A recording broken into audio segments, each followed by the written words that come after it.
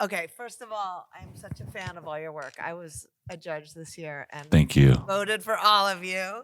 Actually, I did. I love these spots. So congratulations. I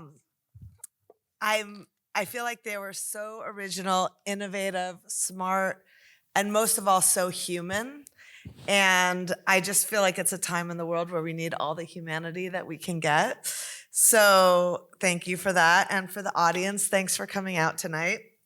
This community of support and connecting in person is more important than ever. And for the people who are affected by the fires, we know life is not back to normal for you. So thank you for being here. And the DGA is an amazing community. So please support each other and reach out to the organization if you're in need. So yeah, yay for the DGA and this community. You three are such brilliant directors. It's not the first time up here for any of you. And during a year that's been so hard for entertainment in LA, I feel like it fills us full of optimism to see such amazing, ambitious ads as what we see. And for people here who might be worried about AI, which of course is real and is coming and will be part of our lives, but I also feel like the more the world feels AI generated, the more the audiences will want to lean into beautiful work like this, which really brings out the humanity and thoughtful creativity. So just to start in, I think that sometimes people don't realize how much of a director's medium the commercial is. And I wanted to start by asking all of you to describe the origin of your spot, like what came to you as boards, and then what you created on top of that. Lance, can you go first? This, it's always different. This project for Volkswagen, it was really good in a way because they had a very clear idea about what the narrative would be at the beginning. This idea of the very first bug in 1949 or 50 coming to America, and the introduction of that brand into American culture, and treating the car as a character. But beyond that, how to kind of crack the next stage of where do we take it from there? This idea of kind of the American culture shaping that character, and then in that turn, that character kind of shaping the culture, and that handoff. That was something that we really, it wasn't entirely there in the first script, and it was something I worked together developing with the agency. Not to get too deep into it, but I just saw it as like, well, could the car be, it's sort of a coming of age story. Can we kind of hand that off to people at certain times and kind of break the story into like 3 chapters, like the arrival, it kind of taking hold and being shaped by America, and then in turn in the 3rd chapter, how it kind of created a subculture of its own, shaping that subculture, and ultimately kind of gets commodified and becomes a part of pop culture, right? So kind of like thinking of it that way. So like it would have been fun in a way to have just kept that first character and like that couple, the kind of beatnik New York couple. They're like, oh, that's kind of cool. All the other cars are completely different.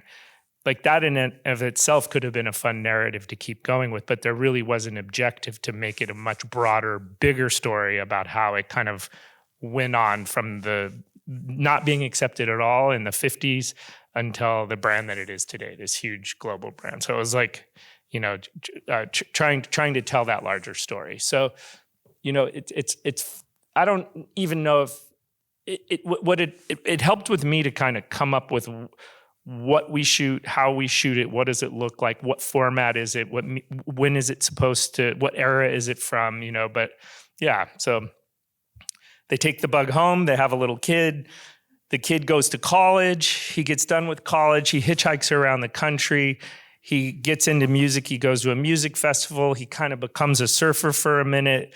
That to me was like a character that embedded with the car that kind of goes all the way up until it sort of becomes a part of broader kind of pop culture commodity.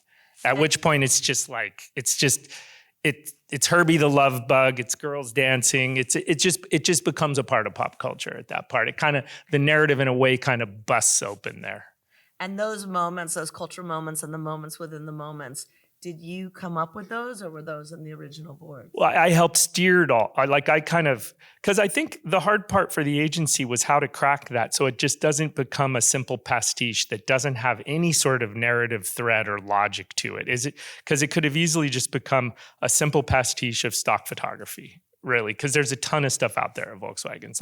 And it was like, well, what about if we treat the car like a character, and then that character hands off to people and the car, and you kind of follow it through the story. I mean, I don't know if you completely come away with that when you watch it, but I always try to find something like that in a script where you can build some form of story or character into it, because it kind of then informs decisions that you're making that aren't just solely based on style or photography.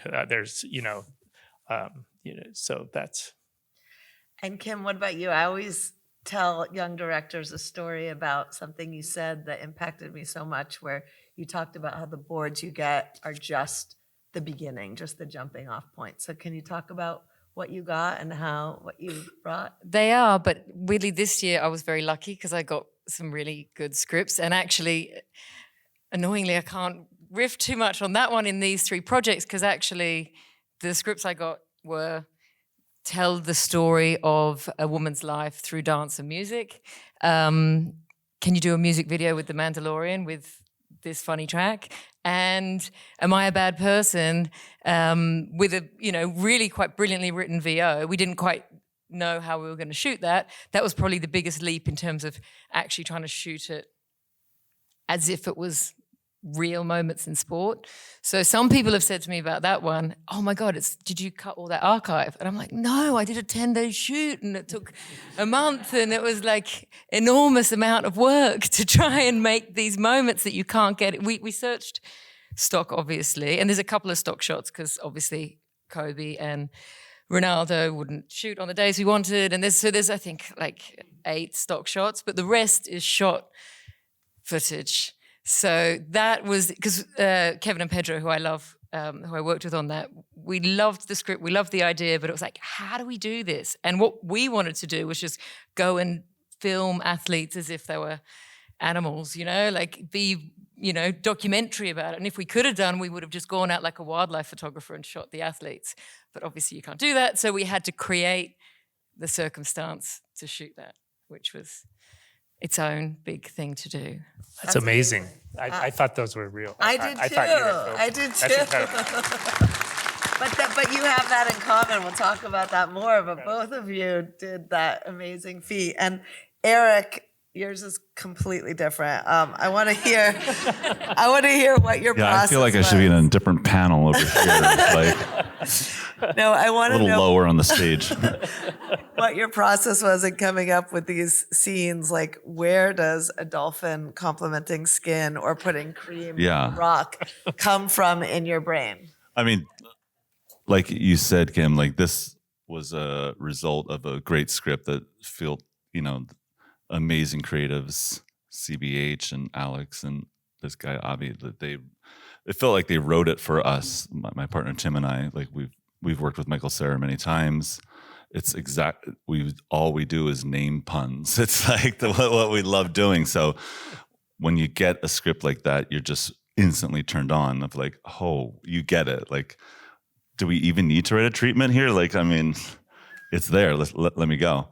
And they really did. It's like, it's one of those situations where when they actually trust us to do our job, we can do our job, and this was a situation that was like that. And Tim and I, obviously, the way we work is we're like, just trust us. We can write 1 million pages of an idea, but when we get on set, that's where things happen for the way our process is, even just, and, those male models that were in that, that was like a mandatory thing. I was like, we need them in every shot. Is that okay? And CeraVe was like, no, that's not really what we want. But I'm like, but we're going to put him in every shot. Is it okay? You know, like, and he just keeps saying that. And then they showed, I was laughing watching that they're in like 4 shots, which is just a weird inside personal thing that I wanted to happen.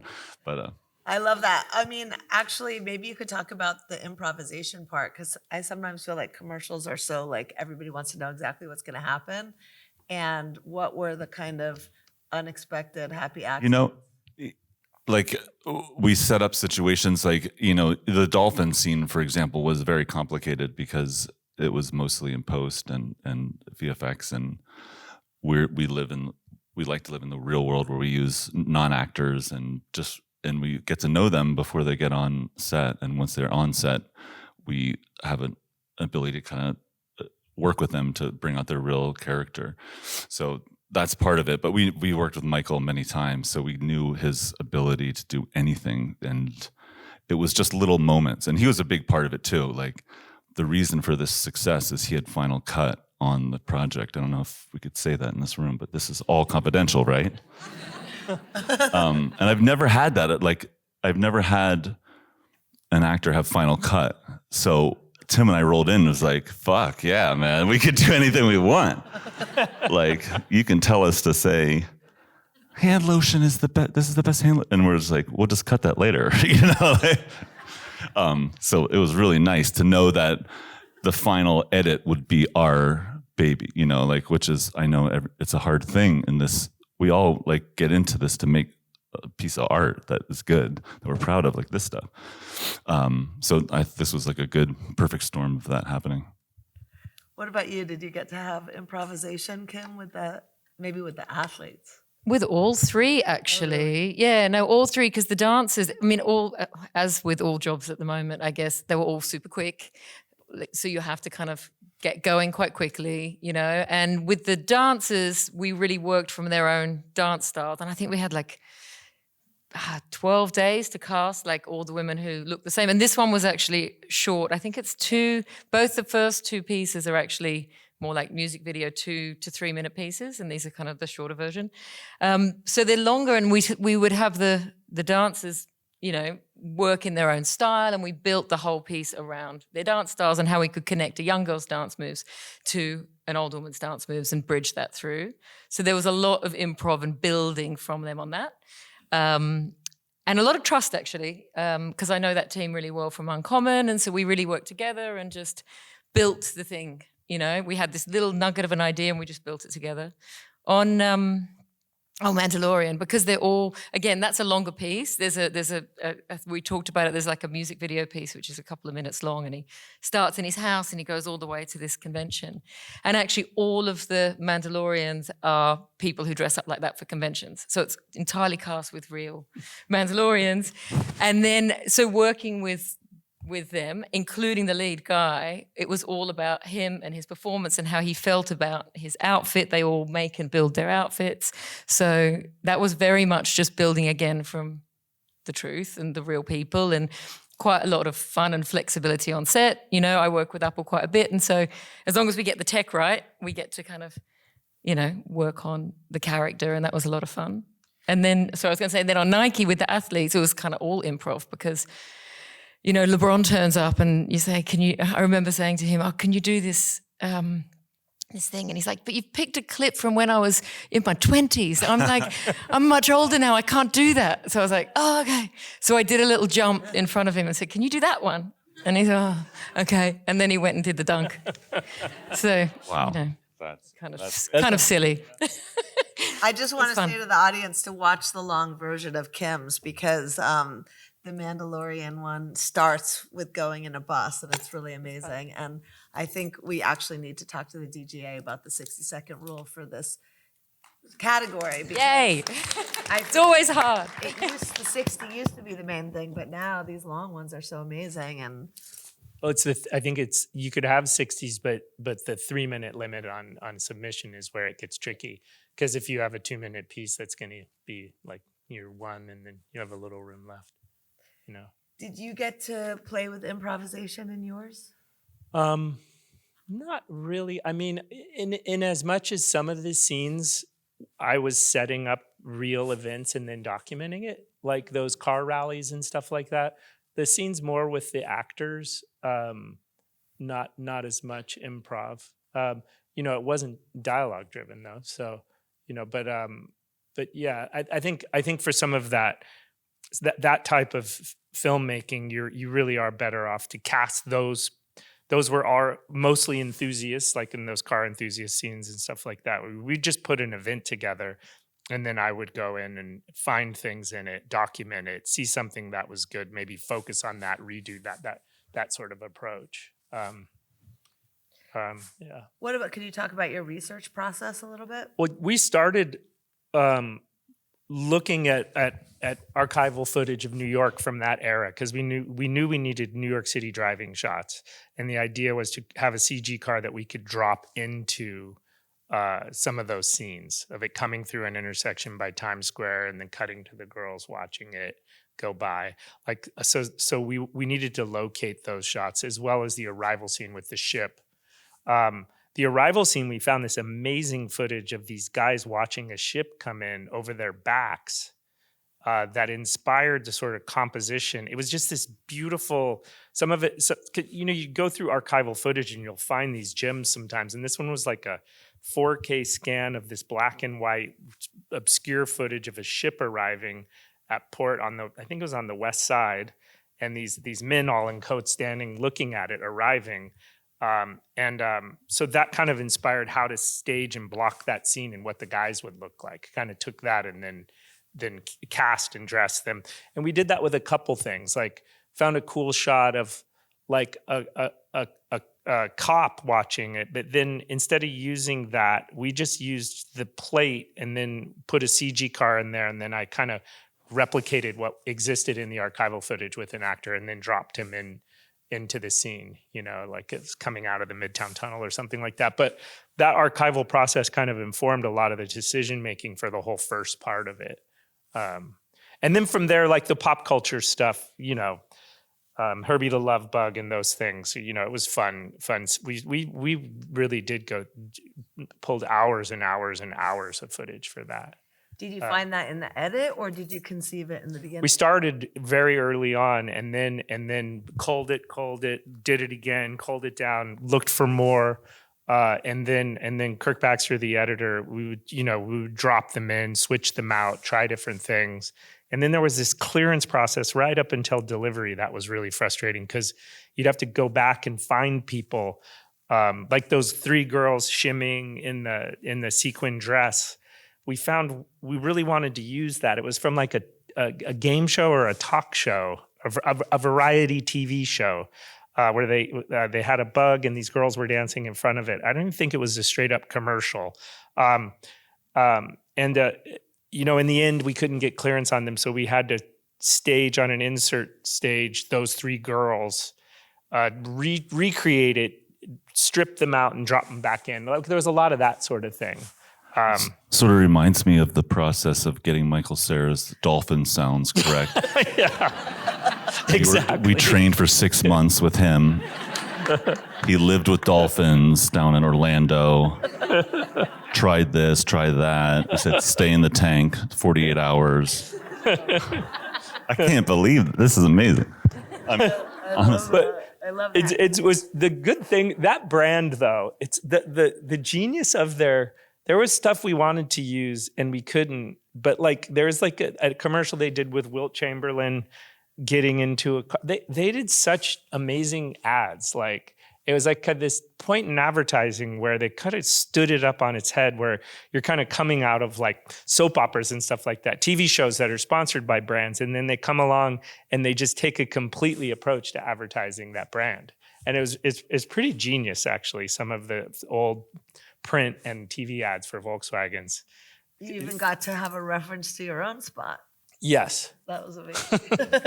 Yeah. That was amazing. And Kim, what about your research? Like, why real Mandalorians? Like, were you like geeking out at Star Wars conferences or? Yeah, no, I'm not into Star Wars at all. And like, I'm not, but I'm interested in people and what people are interested in. And so what I got interested in was, why do these people do this? Why do they spend their weekends painting armor and get really obsessed? And actually, we spent loads of time with them. Like, my biggest research on that piece in particular was just talking to the different casts. We did big casting sessions, actually, and the casting sessions were as much research as casting, because pretty much every Mandalorian who dresses up as a Mandalorian in Los Angeles is in the spot, particularly in the longer one. And we seriously, all the Mandalorians from San Diego all the way up to wherever are all in the piece, because they all know each other. They all get together, and there's little groups who kind of build. Can they tell who's who? Oh, they all know each other, and there's different. No, but in the ad, can they tell who's who? Of course they can. Absolutely. There's different armor, there's different kind of markings, and it's and even to change the key group, we had to change their costumes because they all have a specific look that they wear and that they paint. And so you know each person by that. So we had to change some of them, which was a bit controversial, and like how we changed their armor and what that meant for their character. And yeah, it was really fascinating. I loved it because I just learned about a subculture that I would not normally know about. Did they wear their own clothes? Most of them are in their own armor, the majority, and I think 5 we ended up kind of dressing.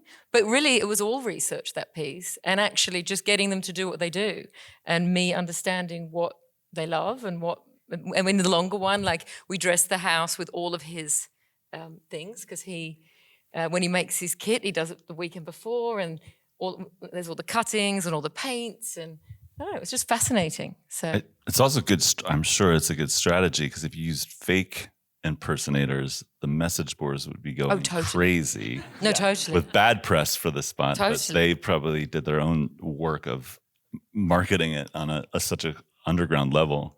Probably helped too. No, totally. I think even the outfit that he ended up wearing became its own because they all know their outfits, and that was like the Apple Mandalorian now. So they all knew it as the Apple Mandalorian. Yeah. So, but it was so sweet. They were so charming. It's funny to think you had to go to one of them and tell them that he couldn't use his armor. That must have been a tough conversation. No, it's like we have right?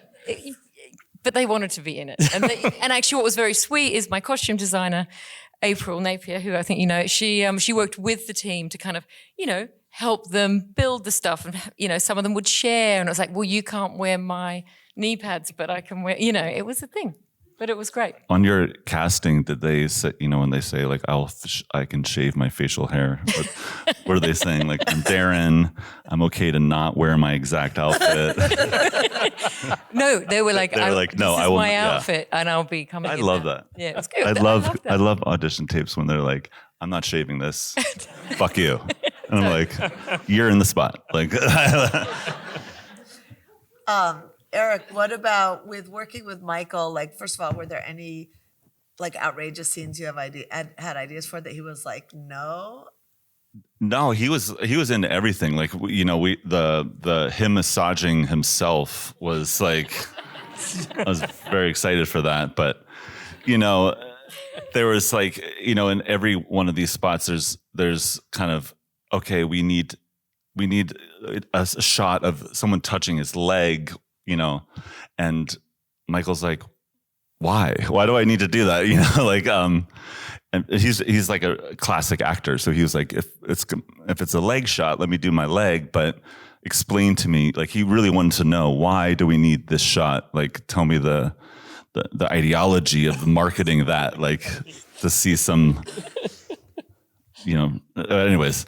So we kind of like, luckily got to cut out all the boring stuff that we didn't want to shoot anyways and just focus on what would be impactful. But that was our whole thing the whole time, was like, there's wacky and there's like fake wacky, and like, let us do real wacky, and hopefully the spot will have a shot. So it was a team effort to like fine tune.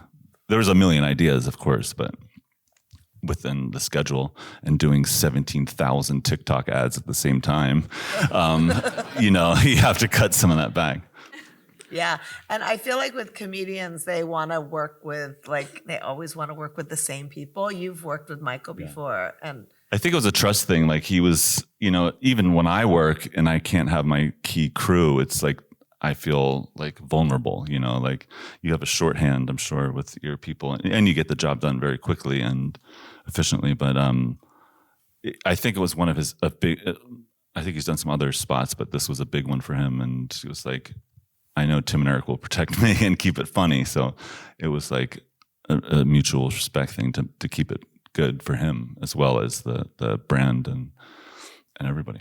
It's funny, the last scene, because it makes me think of like almost pitching the idea to, it's you know what I mean? It's kind of like meta, because it's kind of like pitching the idea to these actual clients that bought the idea, and they were probably, some of them were like, is this gonna work for us? I think there was a lot of just like, trust us, like we know, and I think it was the first big comedy that CeraVe did, right? They have a lot of ads, but they're pretty much like industrial films.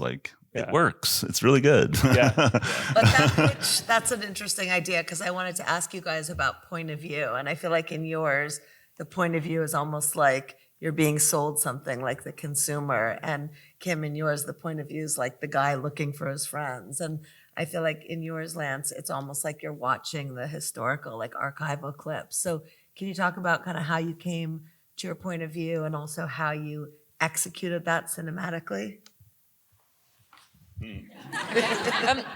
I might talk about Nike instead of Mandalorian, because it might be more interesting, and I think I was saying at the beginning, there was sort of no visual style, or we had this script, the guys had written this great script with this great idea of like, am I a bad person for wanting to be excellent, or for winning, basically? Am I a bad person for having kind of a competitive spirit?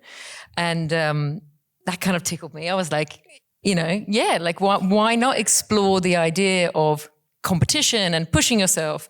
And so we needed to find a point of view, actually. What does this thing look like?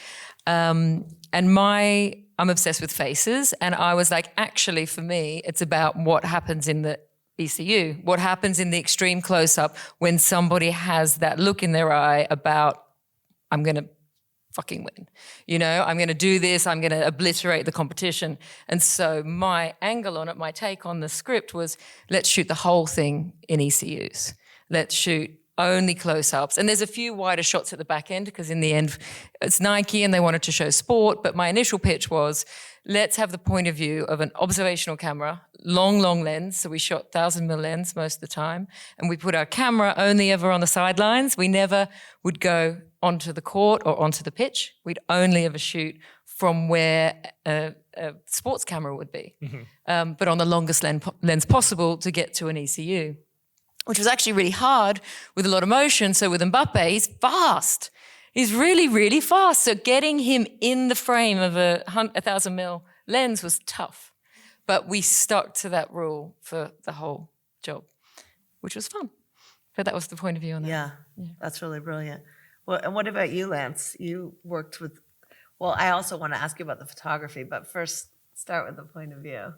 Like, did you have a look, kind of like the archival look, or a certain lensing that you did to kind of achieve that? That one, it was a fun, for me, having kind of grown up shooting film and, having, I'd always shot everything on film, and it was fun to go. We shot that entirely on film, so that was a great. I broke out almost every camera. My Aton that I shot Lost in Translation and Marie Antoinette and Where the Wild Things Are with, and all the Bolexes I have. My Super 8. I use pretty much every camera. I sent Chivo a picture of our camera cart, and he just sent back, why, with all these question marks. He was just like, why would you do that to yourself? But it really was it was, and my son shot a couple of the shots with Bolexes of like, he got a great one of the guy in his car driving by and looking we had multiple cameras in some of these setups to just really give it a real feel like that would incorporate was just some of this random street photography that we'd use for some of those plates. But yeah, in terms of the point of view, it shifted, right? It's kind of weird. I wasn't 100. You could kind of critique that as maybe working or not working, right? because it has a very specific filmic point of view of a narrative film at the beginning, right? A black and white narrative film with these two main characters that arise that are going to take this pug home like their baby, right? And then it completely switches, right? The formats switch and everything switches, but so the point of view switches. But it was fun to re-explore working with different film formats like that and to have a real reason to do it, because sometimes that can feel a bit arbitrary when you just cut to a different format, but I think it kind of worked in this in terms of integrating these different elements together.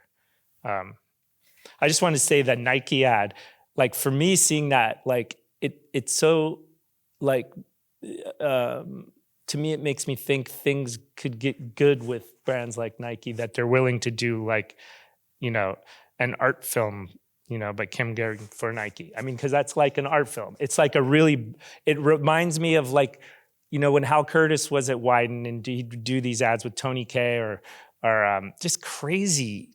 Ralph Schmerberg did this, that ad that he did back. It reminds me of that kind of work where it's just like, it's really bold. Well, it was actually inspired by a piece you did, which some people might know. One of my favorite ever Nike ads was, I call it the orchestra warming up, but it's called Before. Nike Before, yeah. Nike Before. And I always loved it because I loved the orchestra over the athletes warming up. Yeah. And I never knew what was shot, what was stock. And I just loved it because it was an authentic sports piece that didn't have any gloss and, this kind of sheen on it. I really loved that it was authentic and it had a great idea. So I've always had that close to my heart. So when I went in to do this, I had that piece in mind. So there you go. Thank you. I love that. I wish that it wasn't just directors, but it was agencies, so they would hear trust come up over and over and over again. Yeah. But you guys have an amazing relationship with your creatives where they really let you make your work. Yeah. And Eric, I wanted to ask you, like, how do you take a script like that and kind of make it your own? I thought you were going to ask me about lensing on my stuff. Yeah, because I do have a story, and I wanted to thank the team. When Michael was in the Dolphin Lab, we hired the guys who, at that film Barry Lyndon, when Zeiss designed lenses for candlelight only. We got them out of retirement, and we said, we need a lens that shows moisture, hydration on that level. And we got them. I mean, it was unbelievable. It worked. Yes. We had to lose some craft services, which was not good for me. But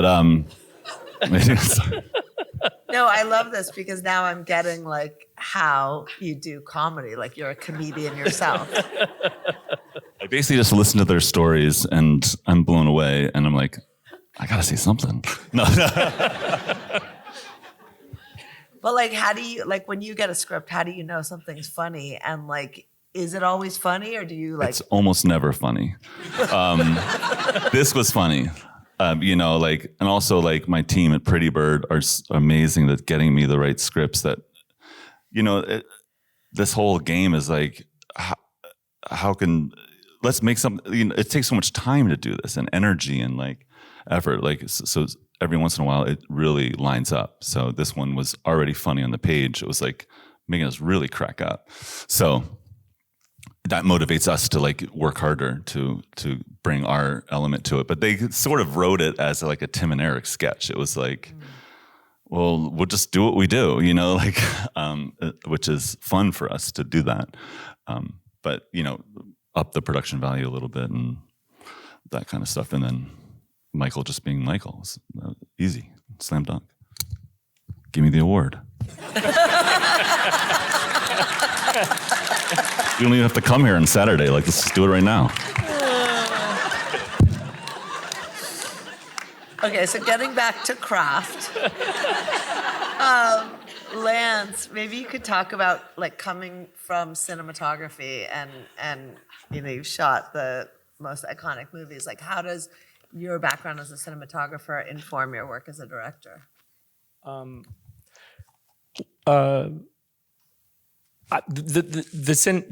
cinema, like the shooting to me, like that like is such a big part of the storytelling, and most of the scripts that I really gravitate towards are so it's the sort of like Spike and I used to always argue about like the cinematic language, you know, the cinematic language of storytelling, not Charlie Kaufman scripts.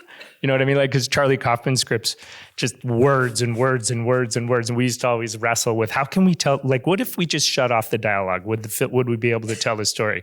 And it would just be like, it's a ridiculous question to ask that with like a Charlie Kaufman movie, like something like Being John Malkovich or adaptation. The beauty is the words, but we would always wrestle with like, how can you tell the story visually? And for me, that's always been something that I try to find in anything. So that part of directing, that storytelling part, just is kind of a natural part of it. And also, as a cinematographer, like I always just sort of would work with the director. I never really had a cinematographic style or whatever. Like I wasn't the guy you would hire to have a film look just like this. It just was never, to me, I was way more into whatever the director wanted to do with the characters, with the actors to capture that moment, tell that story. If it meant not taking another hour or two to light something, I would, if the kid was getting tired and we had to go, we would go. And I would trust Spike that, you know, so for me, like the cinematography part of it, the stylistic component of it, not the storytelling part, but the stylistic component was always more secondary to the material, to the acting, to the performance, to the emotion, you know? And I think that being the case, it made it kind of an easy transition into directing. But in this piece, it's almost like the cinematography is like a character beat because you're kind of changing it for each epic. Well, yeah, because I was thinking of it that way. Not to say other directors don't think of it, things that same way that aren't cinematographers and then work with a cinematographer to develop it. But I guess it is a little bit more economic if you're doing both of those things. But also, how do you practically do it? Because Lance shoots a lot of his own spots as well as directs. And I'm like, how on earth do you do that? I have a really good crew, Right. for one. The same people that I've worked with for, some of them almost 30 years now. My AD, my gaffer, my grips, camera operators that I work with again and again. So we have this incredible shorthand. Like when I travel abroad, and Caroline Cusadonas, my producer, and I will do this pretty often. We'll just we'll travel sometimes just the two of us to wherever, you know, we travel around the world, and it can be challenging sometimes in those instances where you're kind of starting from scratch with a crew. But then what I try to do is in those places go back to the same ones and hopefully start to develop those kinds of relationships. But you know, I don't do it by myself. And in certain instances, like it's funny, the last time we worked with Rodrigo on something, but then it was for Nike, and it was when LeBron was coming to the Lakers. And we built this whole set and Rodrigo lit it. It was beautiful how he lit it. I was like, wow, looks way better than anything I would shoot. And then we didn't end up making the ad because they couldn't like make the talent deals. It was such a funny thing. Like the one time we had the maestro cinematographer, we didn't make the ad, so. Lance, since we're at the DGA, can you give a shout out? Who's your AD? Thomas Smith I work with, and you know, but there's, you know, Bobby and Julia, who are both, you know, I don't know if they're here, but yeah, but I think, you know, I do, Thomas and I go way back because we both we did Being John Malkovich together. So it was kind of like an on-the-job learning experience of, you know, we were really just figuring out what we were doing at that stage, all of us together with Spike, you know. But yeah, he's someone that I've probably worked with the longest, you know, out of all my crew. I think it's so important to like communicate how important our crews are, you know, when doing some lower budget jobs, like you can only bring a couple key people, and sometimes it really suffers. And I shot in Mexico City last week, and I brought all my people, like my core guys and women that are just make it good and efficient and fun. When you have your people there, they just executed, and it was unbelievable. And the spot came out so good. One of the 2 spots and the 17,000 socials that we were obligated to do. Can you talk a little bit about like how your background in sketch comedy and animation and kind of the other things that you do informs your work as a director? Yeah, it's, we look at it like, there's like a filmic side to Tim and Eric that we love exploring more in the TV space, but with short form stuff, it really does come from mimicking cable access television, animation, just expressions that you don't see normal humans do. Like that's what we see in the world, and finding the right casting, and that's just kind of been our style from our TV shows, and it's translated into the ad scene, especially when we have a great creative team that allows us to cast who we want. It's really, that's like a big deal when we get that freedom, and sometimes it just pops. It's great. Do you mean you actually get actors to do expressions of animated characters?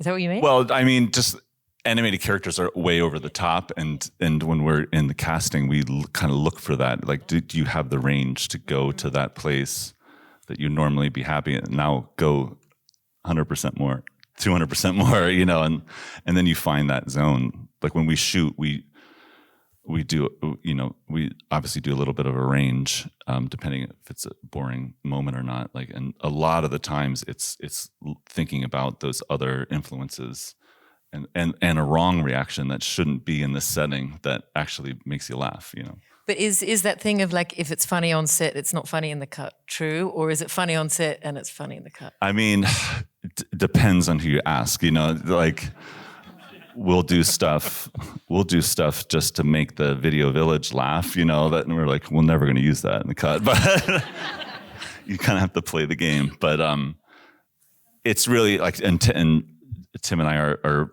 the same kind of mind. Like we laugh at certain things and maybe no one else will laugh at it, and other, like this kind of a spot, I think a lot of people can laugh at it, which is a cool challenge for us to not be so like just freaks and be like, how can we make everyone laugh? Like that's a new challenge, which we like doing. So, Do you have like a core group of actors that you guys work with all the time?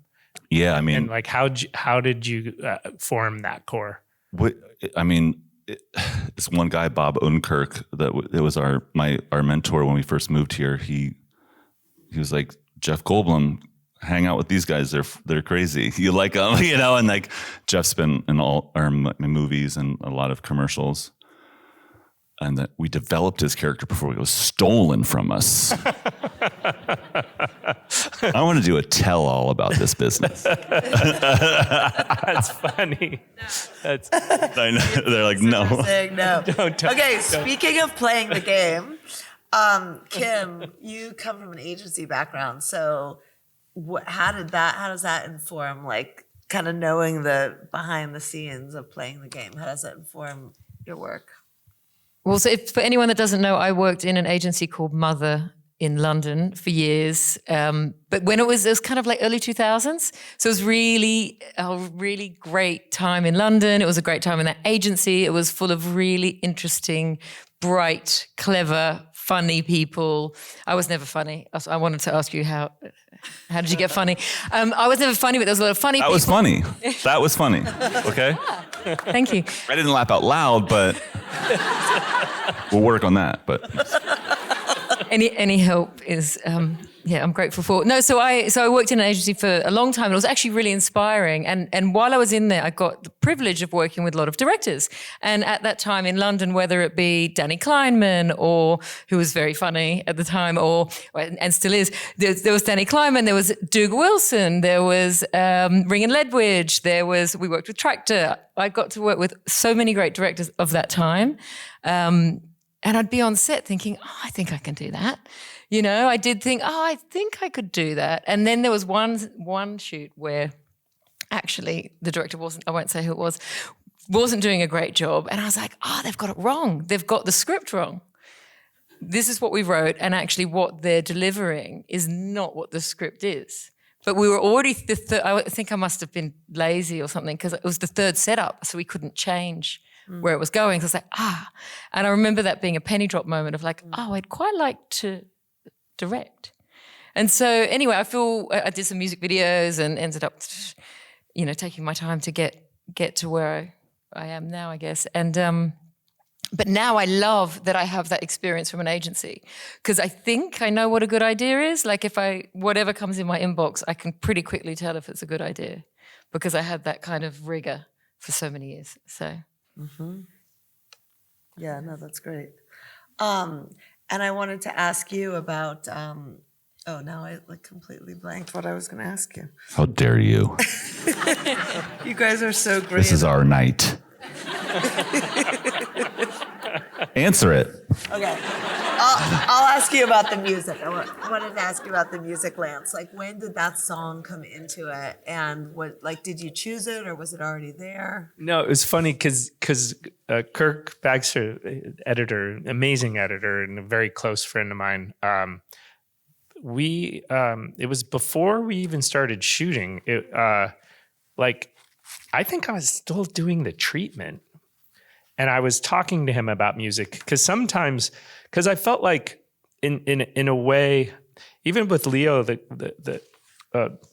and Jonathan Santana, the guys at Johannes Leonardo, in one of the early calls, I was like, would it serve this idea to have some sort of voiceover or narrative or just not like it wouldn't be a conventional voiceover, or it could be in the form of a song or a lyric or a poem. Is there something here that can kind of set the table and talk about these themes? And I was talking to Kirk about that because I didn't really think it needed that, but it needed how could the song serve it? And could there be a lyric that could serve it? And then also to the Super Bowl. I've kind of learned doing these that the Super Bowl, to cut through that noise and get people to pay attention at all, the value of a music or a song there, it's huge. But it needs to be the right one. So anyway, we were talking about it, and then he'd mentioned he tried to use that track for something. I forget what it was. And then we started listening to it together, and then I was like, wow, that could be really good for this, because the story of a frog, it kind of relates. It's about this frog that becomes a king, right? And the car looks so much like a little frog.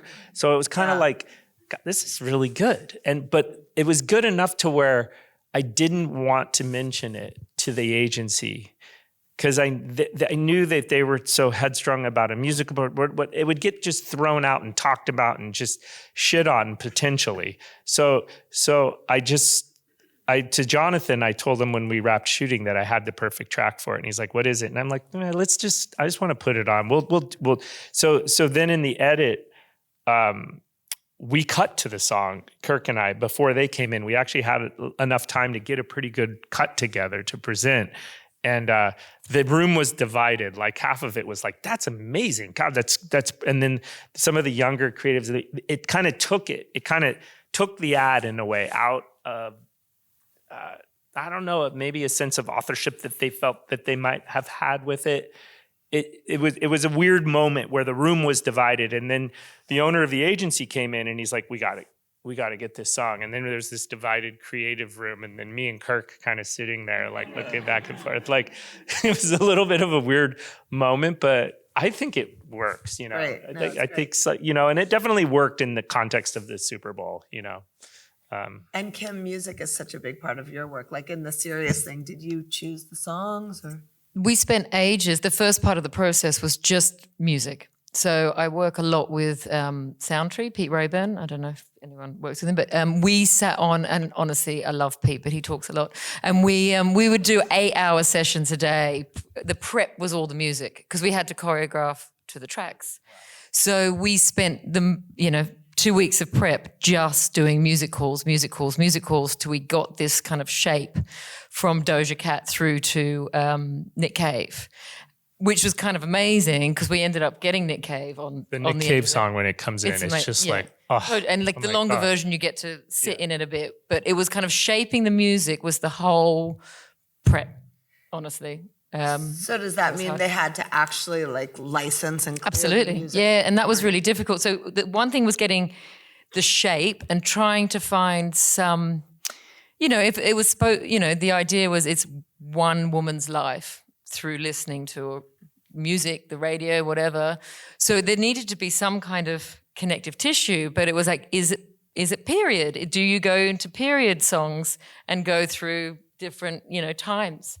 Or does it matter? Actually, there needed to be this kind of connective tissue that still felt like aging, So each of the tracks had to try and capture that moment of a woman's life through music that she could express herself to, while each of the tracks talking to each other. So it was a real wrangle, that music. And then, of course, trying to get the licensing. So we were hooked on the Nick Cave thing and thinking, and we had different options for the ending. And, eventually that came through, I think, the night before the shoot. But so we were kind of choreographing to various tracks with a shape, hoping that we'd get them. And yeah. So if you hadn't gotten the song, the choreography would have changed, yeah. We had different, we sort of, Karen, who's the last dancer, is a really phenomenal dancer from LA, and her style is her style. So even the first time she came into casting, that's how she moved. So she moved each girl moved in a certain way, and so we had to connect their movement style through what they did, as well as through how the music kind of transitioned from one track to the next. What about the Nike song? Oh yeah, do you have that? That's Beethoven's Ninth. Yeah, but actually, I don't know if Tim's here. Is Tim Nash here? Yeah, Tim, who I work with at Some Such. Because I sense check all my ideas with Tim, and I dropped this idea of the close up on the first call with the agency. I was like, Tim, is this a good idea on the call? And I dropped it. And anyway, we got off the call and he was like, you know what? It reminds me of this. And he sent me Clockwork Orange with Beethoven's Ninth, the Kubrick sequence. And I was Amazing. like, that's the music. So Tim gets the credit for the music on Nike. In my budgets, I would put Nick Cage into an animatic, and they're like, well, we could use a guy named Nick Caves with an S at the end. Who's, not really Nick Cave, but it's a sound alike. I'm like, okay. No, it's the Australian thing. Yeah. It kind of, Eric, for the Super Bowl, like what kind of reaction did you get? And also, did you do the social coming up to it where it was like the questions about whether it was involved? Well, I mean, that was all like the ad team. That was amazing. Like we were kind of resistant to it because we're like, we got to, at first, and then we realized how powerful it was to use social media to kind of tease something that might not be real. Can you explain the tease? Yeah. So we had like Michael Cera was in a pharmacy in New York, and a social influencer was doing her thing, like her hair care is like, I'm here at this place. This is where I get my stuff. Oh my God, it's Michael Cera, and he's like doing something with the box, like just being weird, and runs out.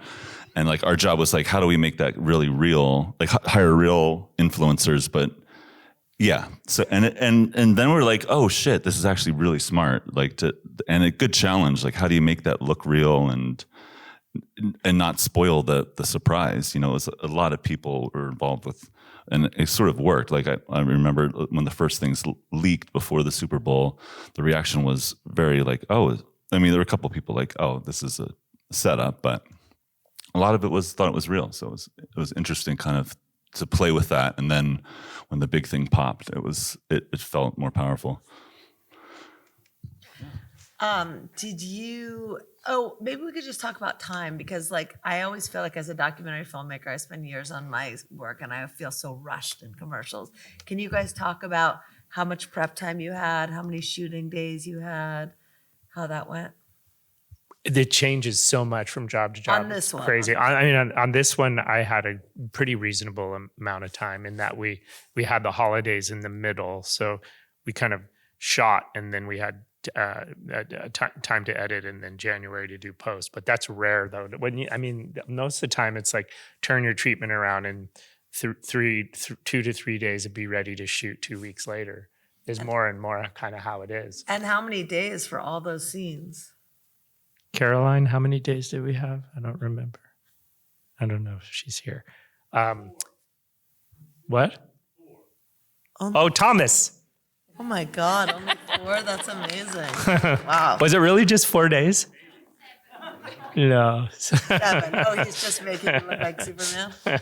No, but I don't know. That's my experience, that it's shorter and shorter. I don't know about you guys. Do you get prep time on your jobs? Not a lot of prep, but because in the UK, we used to get like 3 months prep. I don't know. It used to be like you'd get the script and it would be 3 months prep, and I'd use every day of that prep to prep. And then when you get to an American job, it's 3 weeks prep. Yeah. But I've actually grown to love that now because I've probably overindulged in the prep. So it's like, yeah. I mean, all of these were quite quick prep. I'd say 3 weeks max. But with Nike, you probably couldn't get those people on the same day. No, so that was a 10-day shoot because we could only shoot 2 a day because if it was Mbappe, we had to go to Paris Saint-Germain. We tried to shoot LeBron 3 times. We got him the 3rd time.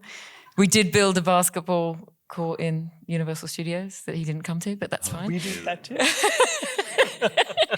And so we had to, and we shot in Paris because it was before the Olympics, and Barcelona and LA. And it all depended on everybody's schedule. So it was a real challenge. But what I did is all of the non-athletes, so if I could only get Serena on one day, then I'd shoot like a series of non-athletes the same day. So I feel like, I don't know about you guys, but like we don't get prep time. We don't get rehearsal time. And You don't get rehearsal time.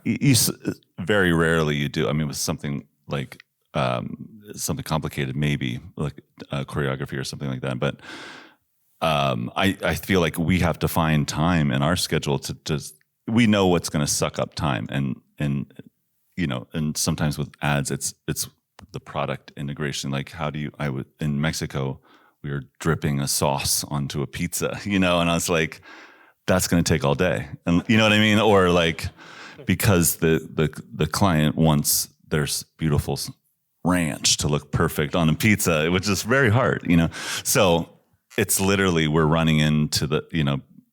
Our actors are getting dressed and we're like, I just give them the bottle. It's like, let's practice right now. Like, you know, like you kind of have to kind of sneak it in because you want to focus on the other things in production, you know, making it look good or make funny or whatever, you know, our goal is, you know, you have to manage lots of different goals, and it's tough. But actually on that rehearsal, the interesting thing with Nike is we actually did a camera rehearsal with the two, like we choreographed a piece of action the athlete would suit, because we'd get them for like 20 minutes. So we'd choreograph the action and we'd camera rehearse the day before on every shoot. So every setup we'd camera rehearsed because it was so complicated to get. And it looks, as I said, and then people say to me, "Oh, you just got all the archive." Yeah. No. That's amazing. They laugh, by the way. What about the edit? You're doing well. Like in Europe, you are more in the edit. In the US, the director's not in the I'm edit. really annoying because I like editing. I love editing. Editing is directing. I believe directors should be in edits. So that's just, I really, really do, you know. And Lance, you must have been involved in the edit. Yeah, very much so. Yeah. But there always is this bridge point where you can get awkward at a certain stage, right? Where I just hang around. I just hang around and hang around and hang around and hang around and hang around and hang around, and then eventually get to generally. That's good. Because, and, you know, I do annoy people for sure. Yeah. You know, because they're like, oh, gosh, she's still here. Or she's, I was finishing a job this week and I went through and I spent 3 hours reframing everything. And it's like, God, is she still going? But I'm like, you know, I love the work. I love the craft. And I think that directing is editing and the post as well. So I try and treat my US jobs like UK jobs where people will let me. Right. Yep. Yeah, I think it goes back to the team mentality too. It's like, I always like, we have our people that can get the job done. Like, please take them. Yeah. And on those jobs, sometimes. I'm getting edited and I have to ask my last question, but I wanted to ask you guys about navigating that with the client. Like, these pieces all seem so you, but yet we know that advertising is a medium of compromise and collaboration. Like, how do you push your ideas through? Is what we see what you wanted to have up there? had a You just get them drunk before the shoot, and What? you get them drunk before the shoot. Take them out to a nice dinner, and you have. I'm getting this like. I mean, our situation. I'll just say this real quick. My production designer Mel Mandel has a speech that she gives all the clients for our sake, Tim and Eric, and it's amazing. And sometimes it's really just like, back the fuck up. You like just let us do our job, and it's going to be good. That's kind of. I mean, for me, navigating what you shoot is the easy part. To Kim's point, the directing is editing. That's always the hardest part, I think, because like it may be being a director cameraman, I don't get bothered as much because I'm not sitting with anyone at a monitor. I'm behind the camera. I'm in the scene. If I get pulled out of the scene, the entire set stops. So they kind of like notes will come in, and it'll be like, I don't have one I like yet. Just we'll do the notes in a minute, and then keep going, and then hopefully the one that I like is the one that they like, and we keep going, right? So the shooting's the easy part, but it's the cutting that's like cutting this Volkswagen ad. I mean, it goes through when you're dealing with a corporation like Volkswagen, Audi, Porsche Motor Corp in Germany. I mean, you have the agency, then the American clients, and then the German clients, and then stuff ended up in this ad that's like, what? Why do we have to show the factory in Tennessee or wherever it was? And what? Why are we doing these things? Like. And it's just like, and the agency at that point too, they're banging their heads against the wall too. They're like, I know. And it's, but it's that stage. The finishing part I find is always things get dismantled and put back together again and again. But that's a really good trick, being behind the camera, because then if they give you any notes, they take you out of the zone. It helps. I need to learn Such a how good to move. I love that. We're all going to be like. But how do you, like in terms, like, you must have a good relationship with Tor, right? He really trusts you in the edit room, right? Yeah, totally. But it started with a job. It's been a built trust. This is Tor runs Apple. And I was doing a job in Mexico City, funnily enough, and we started to send back locations, and I got this note through from this person I didn't know who he was. I didn't know anything. Like, Tor says the locations are too clean. He wants the grubbiest location in Mexico City. And I was like, wow, okay, I like this person. And that's how our relationship started. Right. Through when I got that note, I was like, oh, okay, excellent. And from that point on, we sort of have always got along. But I only work with him through the teams, but I've worked with the teams there for, since projects in London that were non-Apple. So I have a good relationship with them. And I think for me, actually, to get the work on screen is actually, sounds ridiculous. Someone said it to me once, like turning up happy and nice. And then actually the Nike client, I love. They're really wonderful people. Apple, I obviously have a great relationship with, and the Sirius people I got to know, and they were great. And actually, I feel like if the client, it sounds a bit clienty of me, but if the client is happy and you talk to them and engage with them, generally you get to do it, bring more of yourself to it than otherwise. Yeah, I totally rather agree. than I have been of the, and the 90s directors often would, this is a big wall. And I've actually tried to do it, I guess, the opposite way, which is actually be open. I agree. I agree with that too. I try to do the same thing. You don't really get far doing it the other way, I don't think. I mean, not anymore. Yeah, I think you just relate to them as humans. When I said get them drunk, it wasn't to like trick them. It was just to be like, hey, we're all here to make something great. Like let's talk eye to eye. That's the perfect segue to the party. And I'm sure that they will all answer your questions if you grab them at the party. And let's give a big hand for these amazing directors. Thank you.